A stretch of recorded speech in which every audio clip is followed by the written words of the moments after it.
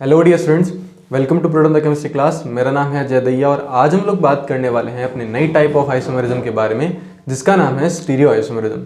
Last class में हम लोगों ने क्वेश्चन प्रैक्टिस किया था स्ट्रक्चरल आइसोमेरिज्म से रिलेटेड और मैंने आपको बताया था कि कौन कौन सी मिस्टेक जो है वो स्टूडेंट कर सकते हैं और आपको वो मिस्टेक नहीं करनी है। एंड हम लोगों ने बहुत अच्छे तरीके से उन क्वेश्चन को पूरा का पूरा एक्सप्लेन करा है। तो आप लोगों ने अगर वो वीडियो नहीं देखा है तो प्लीज़ जाकर के पहले वीडियो ज़रूर देख लें। एंड आज हम लोग स्टार्ट करने वाले हैं अपनी नई टाइप ऑफ आइसोमेरिज्म के बारे में जिसका नाम है स्टीरियो आइसोमेरिज्म। देखो, स्टीरियो आइसोमेरिज्म बहुत ही सिंपल आइसोमेरिज्म होती है, लेकिन इसमें आपको बहुत छोटी छोटी चीज़ों को ध्यान में रखना होता है। ठीक है, अगर आप इन चीज़ों को ध्यान में नहीं रखेंगे तो आपके आंसर सही से नहीं आएंगे। दूसरा, यहाँ कंपैरिजन बहुत अच्छे से करा जा सकता है स्ट्रक्चरल और स्टीरियो का। स्ट्रक्चरल आइसोमेरिज्म में क्या होती है कि स्ट्रक्चर डिफरेंट होती है, जबकि स्टीरियो में स्ट्रक्चर में कोई डिफरेंस नहीं होता है। जबकि एक पर्टिकुलर सेंटर, एक पर्टिकुलर सिस्टम पर जो ग्रुप्स लगे होते हैं उन ग्रुप्स का अगर स्पेशल अरेंजमेंट डिफरेंट हो तो वो एक दूसरे के क्या कहलाते हैं, वो एक दूसरे के स्टीरियो आइसोमर्स कहलाते हैं। क्लियर है? अब कौन से सिस्टम पर डिफरेंस हो सकता है, कौन से पॉइंट पर डिफरेंस हो सकता है, ये हमें कैसे पता चलेगा, तो इसी को हम लोग इस पूरे लेक्चर के अंदर देखेंगे। ये पूरा का पूरा बहुत बड़ा सेगमेंट है आइसोमेरिज्म का और बहुत ही इंटरेस्टिंग सेगमेंट होता है। ध्यान रखना, ये वाला जो पोर्शन होता है ये रिएक्शन मैकेनिज्म में बहुत ज़्यादा यूज़ करा जा सकता है। आप ट्रांजिशन स्टेट की बात करें, आप इंटरमीडिएट की बात करें या फिर आप प्रोडक्ट की बात करें, स्टीरियो आइसोमेरिज्म सब जगह पूछी जा सकती है। कई बार तो ये पूछा जा सकता है कि या पूछा जाता है कि कौन सी रिएक्शन जो है वो स्टीरियो स्पेसिफिक होती है। ठीक है, तो ये ध्यान रखें कि आपको स्टीरियो आइसोमेरिज्म बहुत अच्छे लेवल तक आनी चाहिए अगर आप रिएक्शन मैकेनिज्म में बहुत सिंपल तरीके से प्रोडक्ट्स को बनाना चाहते हैं और वहाँ आपकी दिक्कत ना हो। ठीक है, तो ये एक पॉइंट रहेगा। अब अगर मैं बात करूँ तो जो स्टीरियो आइसोमेरिज्म है उसके क्या क्या टाइप्स हो सकते हैं, यानी हम कैसे क्लासीफाई करेंगे कि स्टीरियो आइसोमर कितने टाइप के होते हैं, हमें कौन कौन सी पढ़नी है और किस सीक्वेंस वाइज हमें ये पढ़ना है। तो पहले हम लोग क्लासिफिकेशन देख रहे हैं। मैंने आपको एक छोटा सा डेफिनेशन जो है वो मैंने बता दिया है। डेफिनेशन आपको बुक्स में भी देखने को मिलेगी, यानी कि compounds having same molecular formula but different spatial arrangement they are known as stereo isomer. Spatial arrangement का मतलब क्या होता है कि जो स्पेस में मॉलिक्यूल्स लगे होते हैं। अभी मैं समझाऊंगा कि किस तरीके से हमें कौन से सेंटर पर कौन से सिस्टम में चेक करना होता है। अभी के लिए याद रखें कि दो अगर आपको कंपाउंड दिए गए हैं, उन दो कंपाउंड पर जो भी ग्रुप्स लगे हुए हैं उन ग्रुप्स का अगर स्पेशल अरेंजमेंट चेंज कर दिया जाए तो वो एक दूसरे के क्या होंगे, वो एक दूसरे के स्टीरियो आइसोमर होंगे। ये पॉइंट आप इनिशियल लेवल पर डिस्कस कर सकते हो। जैसे जैसे आप आगे बढ़ते जाएंगे वैसे वैसे चीज़ें जो है वो चेंज होती जाएगी, कंडीशंस आती जाएगी, हम उन कंडीशन को अप्लाई करेंगे और अपना आंसर फाइंड आउट करेंगे। क्लियर है क्या? चलो, तो हम ज़्यादा डिस्कशन इस पर करते नहीं हैं, हम डायरेक्ट चलते हैं क्लासिफिकेशन पर कि हम लोग इसको किस तरीके से क्लासीफाई करते हैं। तो मैं आइसोमेरिज्म को दो पार्ट में क्लासीफाई करता हूँ। हमारे पास में जो पहला क्लासिफिकेशन आता है, यानी कि जो पहली कैटेगरी आती है इसके अंदर, वो आती है हमारे पास में कॉन्फ़िगरेशनल। एक आती है कॉन्फ़िगरेशनल और सेकंड जो आती है हमारे पास में वो आती है कॉन्फॉर्मेशनल। क्या आती है? कॉन्फॉर्मेशनल। क्लियर है आपको? यानी कि हमारे पास में दो कैटेगरी रहेगी, एक तो कॉन्फ़िगरेशनल और एक क्या रहेगी बताओ, कॉन्फॉर्मेशनल।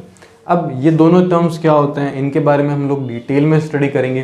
ठीक है, हम इनको किस तरीके से जो है क्वेश्चन में अप्रोच लगा सकते हैं, कितने टाइप, इनमें भी क्लासिफिकेशन किस तरीके से होता है, यहाँ हम किस तरीके से एग्जांपल्स को देख सकते हैं, वो सारी चीज़ें हम लोग डिटेल में डिस्कस करेंगे, तो उसकी टेंशन आपको नहीं लेनी है।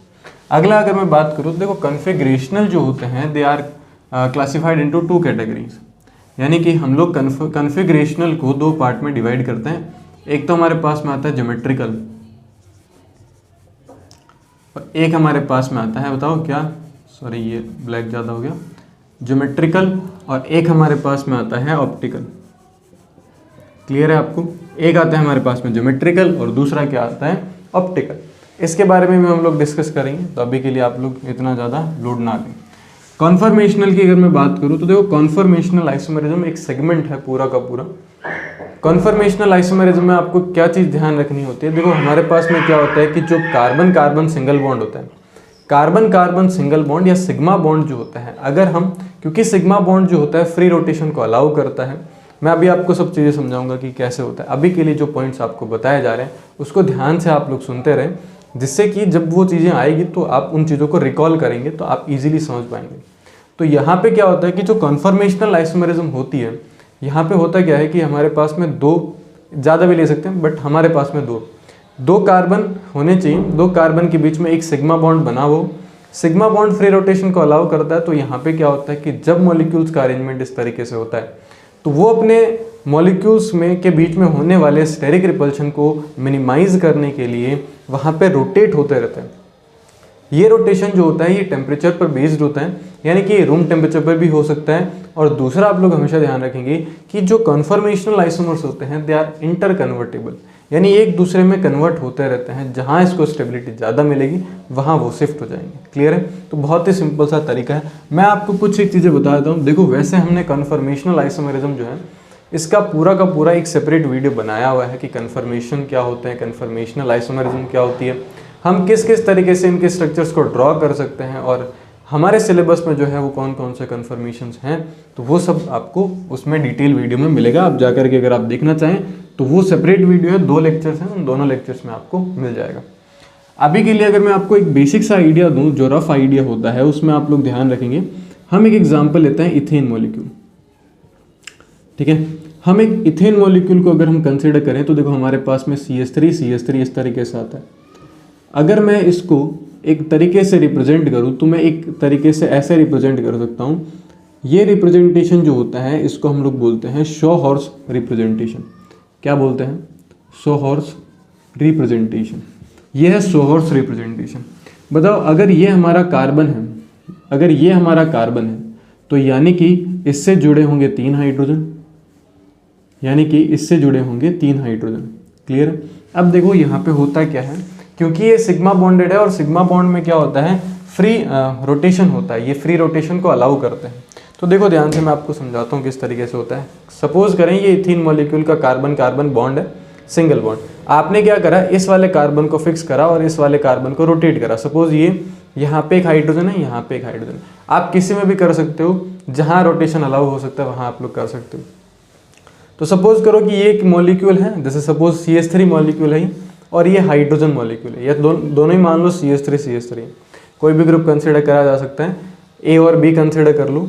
सपोज करो A और B ये मॉलिक्यूल हैं और इसके साथ में एक हाइड्रोजन इधर आएगा, एक हाइड्रोजन इधर आएगा, एक हाइड्रोजन इधर और एक हाइड्रोजन इधर, इस तरीके से। देखो ये अब यहाँ पे क्या होता है कि जैसे जैसे ये मॉलिक्यूल जितने बड़े होते जाएंगे उनके बीच में रिपल्शन होता जाएगा। इस रिपल्शन को मिनिमाइज करने के लिए क्या होता है, एक कार्बन यहाँ इस तरीके से शिफ्ट हो जाता है। तो ये हो जाती है इसकी शो हॉर्स पोजीशन और यहाँ पे क्या होता है, एक नया कन्फर्मेशन बन जाता है। कन्फर्मेशन अब रोटेशन है तो रोटेशन 0 डिग्री, मतलब 0.1 डिग्री भी रोटेशन आ रहा है तो एक कन्फर्मर ही बनेगा, 1 डिग्री आ रहा है तो भी कन्फर्मर बनेगा। अब यहाँ पे बहुत सारे इनफाइनाइट कन्फर्मेशंस बन सकते हैं। उन इनफाइनाइट कन्फर्मेशंस में से अगर मैं बात करूं तो जो स्टेबल कन्फर्मेशंस होते हैं उनको हम लोग कन्फर्मर नाम देते हैं। तो ये डिटेल एक्सप्लेनेशन आपको कन्फर्मेशनल वीडियो में मिलेगा। आप हमारे चैनल पर विजिट कर सकते हैं, वहाँ आपको डिटेल में ये दोनों जो लेक्चर्स हैं वो मिलेंगे। क्लियर है? तो अभी हम इस पर ज़्यादा फोकस नहीं कर रहे हैं। अब हम बात करने वाले हैं कॉन्फ़िगरेशनल में ज्योमेट्रिकल और ऑप्टिकल। वैसे अगर मैं बात करूँ तो ध्यान से सुनना सभी लोग, कॉन्फ़िगरेशनल को हम लोग 2 कैटेगरी में डिवाइड कर सकते थे, एनेंटियोमर्स और डायस्टेरियोमर्स। अब एनेंटियोमर्स और डायस्टेरियोमर्स क्या होते हैं, तो डायस्टेरियोमर्स ऐसे कंपाउंड्स होते हैं जो एक दूसरे की मिरर इमेज नहीं होते हैं। ये ऑप्टिकली एक्टिव भी हो सकते हैं दोनों, ये ऑप्टिकली इनएक्टिव भी हो सकते हैं। इनमें से कोई एक ऑप्टिकली एक्टिव हो सकता है, कोई एक इनएक्टिव हो सकता है। अभी के लिए आपको ये चीज़ें नहीं समझ में आ रही होगी, लेकिन जैसे जैसे मैंने आपको स्टार्टिंग में बताया था कि आप इन सब चीज़ों को ध्यान रखें, जैसे जैसे वो सब चीज़ें आएगी तो ये वाली जो बातें हैं वापस रिकॉल जब आप करेंगे यानी कनेक्ट करेंगे तो आपको बहुत सिंपल तरीके से समझ में आएगा। क्लियर है? स्टार्टिंग फेज में आपको थोड़ा सा पेशेंस बना के रखना पड़ेगा। ये बिल्कुल सही बात है कि आपको बहुत सारे डाउट्स भी आ रहे होंगे और वो डाउट्स क्लियर नहीं हो पा रहे होंगे, लेकिन जैसे जैसे लेक्चर्स बढ़ते जाएंगे, हम जैसे जैसे टॉपिक्स को डिस्कस करते जाएंगे, आपके डाउट जो है वो बहुत सिंपल तरीके से जो है अपने आप उनका आंसर आपको देखने को मिल जाएगा। ठीक है? और वो पूछने की जरूरत नहीं पड़ेगी। तो ज्योमेट्रिकल और ऑप्टिकल में बात करूँ तो ध्यान रखें, ज्योमेट्रिकल को हम लोग बोलते हैं डायस्टेरियोमर्स, यानी कि डायस्टेरियोमर ज्योमेट्रिकल आइसोमर जितने भी होते हैं दे आर डायस्टेरियोमर्स। क्या सर ऑप्टिकल डायस्टेरियोमर्स नहीं हो सकते? हो सकते हैं, ऑप्टिकल भी डायस्टेरियोमर्स हो सकते हैं। तो ध्यान रखें, हम ज्योमेट्रिकल तो कभी एनेंटियोमर हो ही नहीं सकते, ऑप्टिकल एनेंटियोमर्स भी हो सकते हैं, डायस्टेरियोमर्स भी हो सकते हैं। तो ये क्लासिफिकेशन हम लोग जब डायस्टेरियोमर्स एनेंटियोमर्स को डिस्कस करेंगे हम वहाँ करेंगे, ज़्यादा बेटर रहेगा। यहाँ आपको बहुत ज़्यादा कन्फ्यूजन होना स्टार्ट हो जाएगा। तो अभी के लिए हम लोग इस क्लासिफिकेशन को यहीं तक रोकते हैं। आगे चल करके जब हम चीज़ों को डिस्कस करते रहेंगे तो आपको अपने आप स्टेप बाय स्टेप सब चीज़ें समझ में आने लगेंगी। क्लियर है? अब अगर हम बात करें आज हम लोग कौन से आइसोमरिज्म को स्टार्ट करने वाले हैं, तो आज हम लोग, क्योंकि कन्फर्मेशनल का मैंने आपको बताया है कि कन्फर्मेशनल आइसोमरिज्म का सेपरेट वीडियो बनाया हुआ है, तो आप उसको जा करके देख सकते हैं। आज हम लोग स्टार्ट करने वाले हैं ज्योमेट्रिकल आइसोमरिज्म को। ज्योमेट्रिकल आइसोमरिज्म बहुत ही इंटरेस्टिंग आइसोमरिज्म होती है, इसमें कुछ केसेस होते हैं जो हमें पढ़ने होते हैं, फिर हम अलग अलग सेगमेंट्स को पढ़ेंगे इसके, फिर सबको कंबाइन कर देंगे और एक अच्छे टाइप ऑफ क्वेश्चंस बन जाएंगे। क्लियर है? चलिए, तो आज हम लोग अपना फर्स्ट लेक्चर स्टार्ट कर रहे हैं जिसमें हम लोग डिस्कस करने वाले हैं ज्योमेट्रिकल आइसोमरिज्म को। क्लियर है? तो मैं इसको इरेज कर देता हूँ। ठीक, अब हम लोग स्टार्ट कर रहे हैं अपना फर्स्ट लेक्चर जो कि ज्योमेट्रिकल आइसोमर्स का होगा। क्लियर है क्या? मेरे हिसाब से आपको यहाँ तक सब चीज़ें समझ में आई है। जो भी स्टूडेंट कंटिन्यू हमारे वीडियो लेक्चर्स को देख रहा है, ठीक है, तो आपको यहाँ तक सब चीज़ें मेरे हिसाब से समझ में आ चुकी हुई। अब अगर मैं बात करूँ ज्योमेट्रिकल आइसोमरिज्म की, ज्योमेट्रिकल आइसोमरिज्म, देखो आज हम लोग सिर्फ और सिर्फ बेसिक्स डिस्कस करेंगे इसके, है ना। ये सिर्फ और सिर्फ बेसिक होगा। इसके कौन कौन से केसेस बनते हैं ये सब हम लोग अगले वीडियो के अंदर डिस्कस करेंगे। हम चाहते हैं तो इसको पूरा का पूरा, मैंने ये सोचा था कि हम क्या करें कि इसको एक ही लेक्चर में ख़त्म करते हैं सारे केसेस को, बट जब हम लोगों ने देखा तो ये कुछ वीडियो की जो लेंथ थी लगभग आपको जो मिलेगा वो 1.5 से 2 घंटे के आसपास का मिलेगा, और अभी के स्टूडेंट्स के पास में इतना पेशेंस नहीं होता है कि वो 2 घंटे का लेक्चर देखें। फिर आप लोग उसको भी सेगमेंट वाइज ही देखते हैं कि आपने पहला 15-20 मिनट या आधे घंटे का आप लोगों ने वीडियो देख लिया, 40 मिनट्स का देख लिया, तो 2 घंटे का कोई बनाने का मतलब रहता नहीं है। ठीक है, तो हम लोगों ने ये सोचा कि हम लोग क्या करेंगे, इसके जितने भी सेगमेंट हैं उन सब पर एक एक सेपरेट वीडियो बनाएंगे। जैसे हर एक सिस्टम को जो हम डिस्कस कर रहे होंगे तो सबका अलग अलग वीडियो आएगा, उनमें एग्जाम्पल्स करेंगे हम लोग, और फिर हम लोग लास्ट में इसको पूरा क्या कर देंगे, कंबाइन कर देंगे। क्लियर है? तो जिससे कि आपको बहुत सिंपल तरीके से समझ में आए। जो भी अगर मान लो कि कभी आपको वापस रिवीजन करना हो और आपको वापस वो चीज़ देखनी हो तो आपको एक सेपरेट वीडियो मिलेगा। अदरवाइज आप उस 2 घंटे के लेक्चर में ढूंढते रहेंगे कि कौन सा टॉपिक कहाँ एक्सप्लेन करा गया। तो आज का जो लेक्चर है वो बेसिक लेक्चर रहेगा। समझ में आ रही है आपको? अब अगर मैं ज्योमेट्रिकल की बात करूँ तो देखो थोड़ा सा मैं आपको पाई बॉन्डिंग के बारे में एक्सप्लेन कर देता हूँ कि पाई बॉन्डिंग क्या होती है। अगर मैं इसके डेफिनेशन की बात करूँ बहुत क्लियर है, आप चाहें तो लिख भी सकते हैं, compounds having same molecular formula but different arrangement of groups और मॉलिक्यूल्स इन स्पेस। तो स्पेस में जो डिफरेंस होता है अरेंजमेंट का वो अगर होता है तो उसमें आप लोग क्या बोलते हो, उसको ज्योमेट्रिकल आइसोमरिज्म बोलते हो। क्लियर है? तो हम लोग क्या करते हैं, एक बार पाई बॉन्डिंग समझ लेते हैं। इसकी एक कंडीशन होती है। कंडीशन क्या होती है कि जो ज्योमेट्रिकल आइसोमरिज्म होती है वो आपको उन्हीं सिस्टम में देखने को मिलेगी जो रेस्ट्रिक्शन मतलब रोटेशन को रेस्ट्रिक्ट करते हैं। ठीक है, यानी कि रोटेशन को अलाउ नहीं करते हैं। तो रेस्ट्रिक्टेड रोटेशन सिस्टम एक वर्ड आता है इसके अंदर। रेस्ट्रिक्टेड रोटेशन सिस्टम का सिंपल सा मीनिंग होता है ऐसा सिस्टम जो रोटेशन को अलाउ नहीं करता। तो उसको समझने से पहले हमें पाई बॉन्डिंग समझनी पड़ेगी, जिससे आप रेस्ट्रिक्टेड रोटेशन सिस्टम जो है वो इजीली समझ पाएंगे। क्लियर है? चलिए, तो हम लोग देखते हैं पाई बॉन्डिंग। तो पाई बॉन्डिंग के लिए मैं आपको एक एग्जांपल दे रहा हूँ। देखो, हम एग्जांपल ले रहे हैं CH2 डबल बॉन्ड CH2 का। क्या आप लोग इसका कॉमन नेम और IUPAC नेम कमेंट बॉक्स में कमेंट कर सकते हैं? जल्दी से फटाफट कमेंट कर लें। देखो, ये हमारे पास कार्बन, ये हमारे पास में दूसरा कार्बन। क्या आपको यहाँ तक बात क्लियर है? अब आपको ये पता है कि इनके बीच में क्या इस तरीके से बॉन्डिंग होती है। ये वाला कौन सा बॉन्ड बना होगा? सिग्मा बॉन्ड बना होगा, है ना। ये जो एक्सियल ओवरलैपिंग होती है, एक्सियल ओवरलैपिंग की वजह से बनने वाला बॉन्ड कहलाता है सिग्मा बॉन्ड। ये सिग्मा बॉन्ड बनता है और सिग्मा बॉन्ड आराम से इसको रोटेट करवा सकते हैं। अगर मैं बात करूं तो यहाँ पे इसके पास एक p ऑर्बिटल बचेगा कि नहीं बचेगा? इसके पास में इस तरीके से p ऑर्बिटल है और ये p ऑर्बिटल की ओवरलैपिंग होगी, तो इससे जो बना ये बन गया पाई बॉन्ड। यानी कि हमारे पास में 2 बॉन्ड बन चुके हैं। पहला बॉन्ड सिग्मा बनता है, सेकेंड बॉन्ड जो बनता है वो पाई बॉन्ड बनता है। ये इस तरीके से पाई बॉन्ड बन गया। अब पाई बॉन्ड के लिए आप लोग ध्यान रखेंगे कि जो पाई बॉन्ड बनता है उसमें आप लोग क्या चीज़ ध्यान रखेंगे, पाई बॉन्ड फॉर्मेशन में प्योर p ऑर्बिटल क्या करते हैं, पार्टिसिपेट करते हैं। हाइब्रिड ऑर्बिटल पार्टिसिपेट नहीं करते हैं। इसीलिए आपने देखा होगा कि जो कार्बन यानी कि डबल बॉन्डेड कार्बन या ट्रिपल बॉन्डेड कार्बन जो होता है उसका हाइब्रिडाइजेशन कम आ जाता है। यानी कि अगर मैं बात करूँ सिंगल बॉन्डेड की तो हाइब्रिडाइजेशन आता है sp3, यानी कि तीनों के तीनों p ऑर्बिटल हाइब्रिडाइजेशन में पार्टिसिपेट कर रहे हैं, तभी तो sp3 है। वहीं अगर आप इसके लिए देखेंगे तो इसका हाइब्रिडाइजेशन sp2 आता है, यानी कि केवल 2 p ऑर्बिटल्स ही हाइब्रिडाइजेशन में पार्टिसिपेट कर रहे हैं, एक p ऑर्बिटल हाइब्रिडाइजेशन में पार्टिसिपेट नहीं कर रहा है। क्या आपको यहाँ तक क्लियर है? तो जैसे ये पूरा का पूरा पाई बॉन्डिंग हो चुकी है, अब देखो इस कार्बन की हमने कितनी वैलेंसी को फुलफिल कर दिया है, 2 वैलेंसी को फुलफिल कर दिया। अब बचा हमारे पास में 2 वैलेंसी और उन दोनों वैलेंसी को कंप्लीट करने के लिए हम क्या करेंगे, कुछ ग्रुप जोड़ेंगे। अब की बार हमारे पास में जो ग्रुप जुड़े हुए हैं वो 2 ग्रुप हैं, यानी कि यहाँ पे भी H2 है, यहाँ पे भी H2 है। तो ध्यान रखना जब भी पाई बॉन्ड ये इस तरीके से बना, अगर पाई बॉन्ड इस प्लेन में बना है तो मॉलिक्यूल्स जो लगेंगे वो इसके परपेंडिकुलर प्लेन में लगेंगे। यानी कि एक बॉन्ड जो होगा वो कुछ इस तरह से दिखेगा आपको, एक हाइड्रोजन तो आपकी तरफ होगा और एक हाइड्रोजन जस्ट इसके आपको पीछे की तरफ मिलेगा, यानी एक हाइड्रोजन यहाँ आएगा, दूसरा हाइड्रोजन यहाँ आएगा। इसी तरीके से आप यहाँ पे क्या लिख सकते हो, यहाँ पे भी सिमिलर एक हाइड्रोजन आगे की तरफ होगा और एक हाइड्रोजन जस्ट पीछे की तरफ होगा। यानी कि जो आपको ये वाला डार्क वाला पॉइंट दिख रहा है इसको बोला जाता है वेज लाइन। क्या बोला जाता है? इसको बोलते हैं वेज लाइन।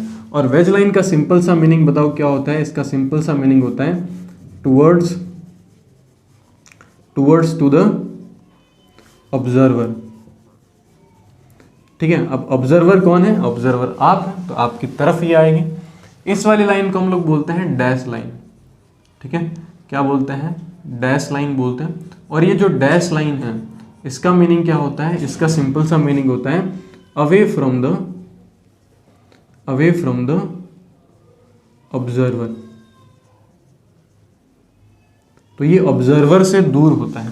क्लियर है? तो अगर मैं आपको एक्सप्लेन करना चाहूँ कि ये एक्चुअल में होता किस तरीके से है तो वापस से कंसीडर करते हैं ये कार्बन इनके बीच में ये सिग्मा बॉन्ड बना हुआ है और कुछ इस तरीके से, यानी इस प्लेन के अंदर पाई बॉन्ड बनेगा तो एक हाइड्रोजन आगे की तरफ होगा, एक हाइड्रोजन पीछे की तरफ, एक हाइड्रोजन आगे की तरफ, एक हाइड्रोजन पीछे की तरफ। अब अगर आप इस वाले कार्बन को फिक्स करके यहाँ रोटेट करना चाहेंगे तो ये रोटेशन नहीं होता है। क्यों नहीं होता है? क्योंकि जैसे आप रोटेट करेंगे पाई बॉन्ड ब्रेक हो जाएगा। जब पाई बॉन्ड ब्रेक हो जाएगा तो आपका पूरा सिस्टम चेंज हो चुका होगा। तो इसी को हम लोग क्या बोलते हैं? रेस्ट्रिक्टेड रोटेशन सिस्टम बोलते हैं। क्लियर है क्या? रेस्ट्रिक्टेड रोटेशन सिस्टम, तो जिसमें पाई बॉन्ड होता है उसी को हम लोग क्या बोलते हैं? Restricted rotation system. क्लियर है? अब मैं आपको इसको सिंपल तरीके से समझाता हूँ। ठीक है, मान लो कि आपके पास में एक कैलेंडर है, घर में टंगा होता है कैलेंडर। ठीक है, और आपने देखा होगा कि जब छुट्टियां होती है या जब हमारे पास में कोई काम नहीं होता है और हम लोग क्या कर रहे होते हैं, कैलेंडर को इस तरीके से घुमा रहे होते हैं। तो कैलेंडर आपको पता है कि एक ही कील से टंगा हुआ होता है, तो हमने यहाँ पे इस तरीके से कील लगा दी।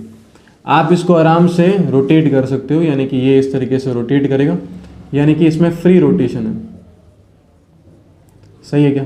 अब आपने क्या किया, आप बार बार इस तरीके से घुमा रहे थे, तो आपके घर पे मम्मी ने क्या किया कि यहाँ पे एक और कील लगा दिया। तो मैं दूसरा केस बना देता हूँ। अब क्या किया, एक कील तो यहाँ आई है, दूसरी कील यहाँ और लगा दी।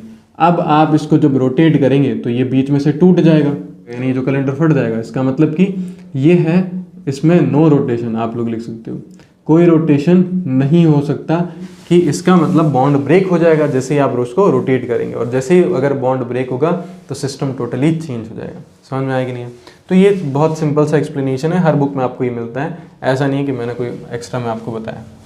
तो रेस्ट्रिक्टेड रोटेशन सिस्टम के बारे में आपको मेरे हिसाब से समझ में आ चुका होगा कि ऐसा सिस्टम जो रोटेशन को अलाउ नहीं करता है उसी को हम लोग क्या बोलते हैं? रेस्ट्रिक्टेड रोटेशन सिस्टम बोलते हैं। तो ध्यान रखना, ये फर्स्ट कंडीशन होती है ज्योमेट्रिकल आइसोमेरिज्म की, compound must be restricted rotation system, यानी उसमें ये सिस्टम प्रेजेंट होना चाहिए। अब कौन कौन से ऐसे सिस्टम होते हैं जहाँ से हम लोग रोटेशन नहीं करवा सकते, वो भी हमें पता होना चाहिए। क्लियर है? तो हम लोग पहला देख लेते हैं। जो पहला सिस्टम हमारे पास होता है वो होता है कार्बन डबल बॉन्ड कार्बन। दूसरा क्या हो सकता है बताओ? कार्बन डबल बॉन्ड या ट्रिपल बॉन्ड नाइट्रोजन हो सकता है। कार्बन डबल बॉन्ड नाइट्रोजन भी हो सकता है, नाइट्रोजन डबल बॉन्ड नाइट्रोजन भी हो सकता है, एक रिंग भी हो सकती है। रिंग में कोई रोटेशन नहीं होता है, ध्यान रखना। ठीक है, तो ये सेकंड एग्जांपल हो गया, ये थर्ड एग्जांपल हो गया, ये फोर्थ एग्जांपल हो गया और ये फिफ्थ एग्जांपल हो गया। कार्बन डबल बॉन्ड ऑक्सीजन भी हो सकता है, ये सिक्स्थ एग्जांपल हो गया। तो ये सारे सिस्टम जो हैं वो कौन से हैं? ये सारे सिस्टम रेस्ट्रिक्टेड रोटेशन सिस्टम क्या है, इनमें किसी भी टाइप का रोटेशन देखने को नहीं मिलता है, तो इनमें आप जीआई शो करवा सकते हो। तो पहली कंडीशन तो जीआई की है, रेस्ट्रिक्टेड रोटेशन सिस्टम होना चाहिए। दूसरा, जो ज्योमेट्रिकल आइसोमर्स होते हैं ये रूम टेम्परेचर पर एक दूसरे में कन्वर्ट नहीं होते हैं, ये दोनों अलग अलग स्ट्रक्चर्स होती है। बहुत सारे लोगों को डाउट होता है कि जो कन्फर्मेशनल आइसोमरिज्म होती है और जो कॉन्फ़िगरेशनल आइसोमरिज्म होती है जिसमें ज्योमेट्रिकल होता है, तो वो लोग सोचते हैं कि हम इन ग्रुप्स को फ्लिप कर देंगे। जैसे मैं आपको एग्जांपल दूं, तो पहली कंडीशन तो हमारे पास में ये आ गई कि compound must be restricted rotation system. Second हमारे पास में होना चाहिए कि यहाँ पे जो भी सिस्टम होता है उसके हर टर्मिनल पर दो डिफरेंट ग्रुप होने चाहिए, है ना, two different group must be present at both terminals of restricted rotation system। RRS में लिख रहा हूँ इसको, तो आप लोग ध्यान रखेंगे, ठीक है। अब देखो, अगर मैं बात करूँ कि हमारे पास में ये वाला सिस्टम है, तो इसमें यहाँ इस तरीके से दो ग्रुप्स लगे होंगे। तो मान लो मैंने यहाँ A लिखा, यहाँ मैंने A लिखा, यहाँ मैंने A लिखा और यहाँ मैंने A लिखा। क्लियर है? तो ध्यान रखना, ये कंपाउंड एक रेस्ट्रिक्टेड रोटेशन सिस्टम तो है, लेकिन ये जीआई शो करने के कैपेबल नहीं है, है ना, ये एलिजिबल नहीं है जीआई शो करने के लिए। ऐसा क्यों? क्योंकि यहाँ पे देखो, मैंने आपको बोला कि जो रेस्ट्रिक्टेड रोटेशन सिस्टम होता है उसके हर एक टर्मिनल पर दो डिफरेंट ग्रुप होने चाहिए, जबकि इस टर्मिनल और इस टर्मिनल की अगर आप बात करो तो इस पर भी दोनों सेम ग्रुप हैं, इस पर भी दोनों सेम ग्रुप है, तो यहाँ कोई भी जीआई नहीं होगी। तो आप लोग यहाँ पे क्या लिखेंगे? No GI. क्लियर है? इसी तरीके से मैं दूसरा एग्जांपल लिखूँ, कार्बन डबल बॉन्ड कार्बन, और इस तरीके से अगर मैं बात करूँ तो यहाँ आपके पास में मान लो A है, यहाँ आपके पास में A है, यहाँ B है और यहाँ B है। अब देखो, हो सकता है कि अब ये जीआई शो करे, तो ऐसा बिल्कुल भी नहीं है, ये मॉलिक्यूल भी जीआई शो नहीं कर सकता। उसका क्या कारण है? क्योंकि अगर आप इस लाइन को ध्यान से पढ़ेंगे, दोनों टर्मिनल्स पर दो डिफरेंट ग्रुप होने चाहिए, ये टर्मिनल इस पर सेम ग्रुप, ये टर्मिनल इस पर सेम ग्रुप। ऐसे ऐसे चेंज करने से आपको कोई आइसोमेरिज्म नहीं देखने को मिलेगी। तो आप इसमें भी क्या बोलेंगे बताओ? नो जीआई, यानी ये मॉलिक्यूल भी जीआई शो नहीं कर सकता। अगला क्या देखेंगे आप लोग? मान लो कि मैंने एक एग्जांपल लिया ये, अब देखो, मान लो मैंने यहाँ लिखा A और यहाँ लिख दिया B और यहाँ लिख दिया A, यहाँ लिख दिया A। बताओ क्या ये मॉलिक्यूल जीआई शो करेगा? फिर से ये जीआई नहीं शो कर सकता, क्योंकि यहाँ लिखा हुआ है बोथ टर्मिनल। केवल एक टर्मिनल पर डिफरेंस होने से काम नहीं चलेगा, आपको दोनों टर्मिनल पर डिफरेंट ग्रुप जोड़ने पड़ेंगे। तो आप इसमें भी क्या लिख सकते हो? No GI. सिमिलर इसी तरीके से हम एक एग्जांपल ले सकते हैं, कार्बन डबल बॉन्ड कार्बन, और मैंने यहाँ मान लो लिखा A और यहाँ मैंने लिखा B और मैंने यहाँ लिखा A, मैंने यहाँ लिखा B। क्या ये मॉलिक्यूल एक दूसरे, मतलब क्या इस मॉलिक्यूल में अगर हम देखें रेस्ट्रिक्टेड रोटेशन सिस्टम है? बिल्कुल रेस्ट्रिक्टेड रोटेशन सिस्टम है।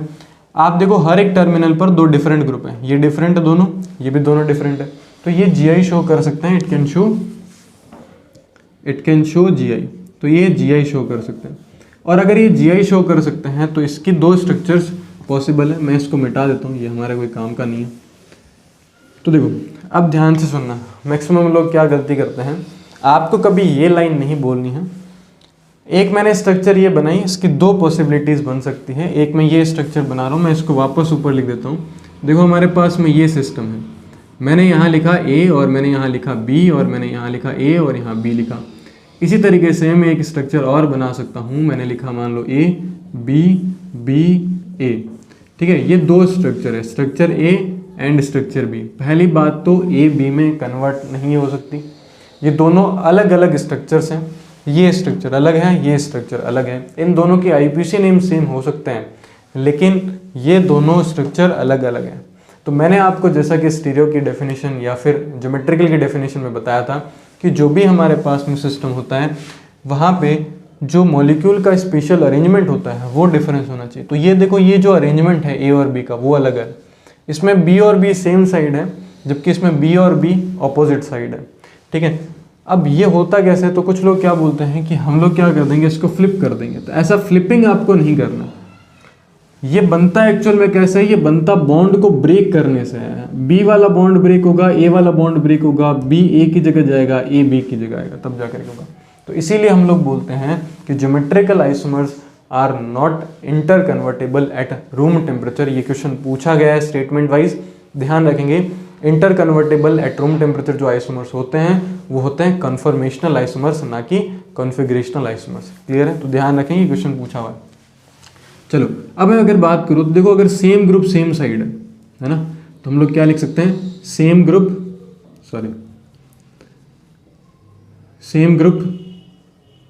Same side. अगर सेम ग्रुप सेम साइड है तो आप इसको क्या बोलोगे, इसको बोलोगे सिस फॉर्म। क्या बोलेंगे हम लोग, इसको सिस बोलेंगे। और अगर आप इसमें देखें तो सेम ग्रुप क्या है बताओ, सेम ग्रुप ऑपोजिट साइड। अगर सेम ग्रुप ऑपोजिट साइड है तो आप इसको क्या बोलेंगे, आप इसको ट्रांस बोलेंगे। क्लियर है क्या आपको? तो हमारे पास में दो स्ट्रक्चर्स बनती हैं, सिस और ट्रांस। इस तरीके से हम लोग इनको आइडेंटिफाई कर सकते हैं। अगर सेम ग्रुप सेम साइड है तो क्या बनेगा, सिस बनेगा। अगर सेम ग्रुप अपोजिट साइड है तो ट्रांस बनेगा। क्लियर है? तो बहुत ही सिंपल तरीके से हम यहाँ पे ये चीज़ों को एक्सप्लेन कर सकते हैं। तो ये पूरा का पूरा एक बेसिक सा इंट्रोडक्शन है अबाउट ज्योमेट्रिकल आइसोमेरिज्म और स्टीरियो आइसोमेरिज्म।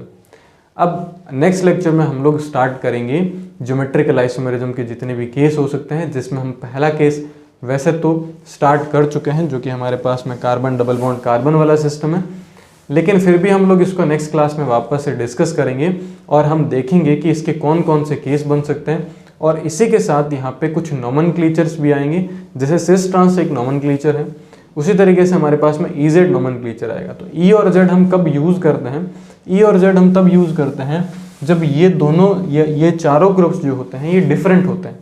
अभी तो देखो ये दोनों सेम है, तब हम सिस बोल रहे हैं, ठीक है, और हम ट्रांस बोल रहे हैं। लेकिन अगर मान लो ये चारों ही डिफरेंट हो, मान लो ABCD, GI शो करेगा, लेकिन हम उसको आइडेंटिफाई कैसे करेंगे, तो उसके लिए हमने एक अलग से नोमेनक्लेचर बना रखा है, जो कि है हमारे पास में EZ नोमेनक्लेचर। उसको हम लोग नेक्स्ट क्लास में डिस्कस करेंगे। तो EZ नोमेनक्लेचर और carbon double bond carbon system के अंदर हम लोग GI को स्टडी करेंगे नेक्स्ट वीडियो के अंदर। मेरे हिसाब से ये पूरा का पूरा लेक्चर रहेगा basic introduction of about geometrical isomerism. तो मेरे हिसाब से आपको ये सब चीज़ें समझ में आ गई होगी। किसी भी टॉपिक से रिलेटेड डाउट रहे तो आप ज़रूर कमेंट बॉक्स में कमेंट करें, आपको बहुत इंस्टेंट जो है वो वापस रिस्पॉन्स मिलेगा। अगर आपको किसी दूसरे टॉपिक पर वीडियो बनवाना है तो आप उसको भी कमेंट कर सकते हैं। ओके, सो आई होप अगर आपको ये वीडियो पसंद आया तो प्लीज़ वीडियो को लाइक करें, चैनल को सब्सक्राइब करें। मिलते हैं नेक्स्ट वीडियो के अंदर, जिसमें हम डिस्कस करेंगे carbon double bond carbon, geometrical isomerism and EZ nomenclature and cis trans nomenclature. Okay, मिलते हैं नेक्स्ट वीडियो के अंदर।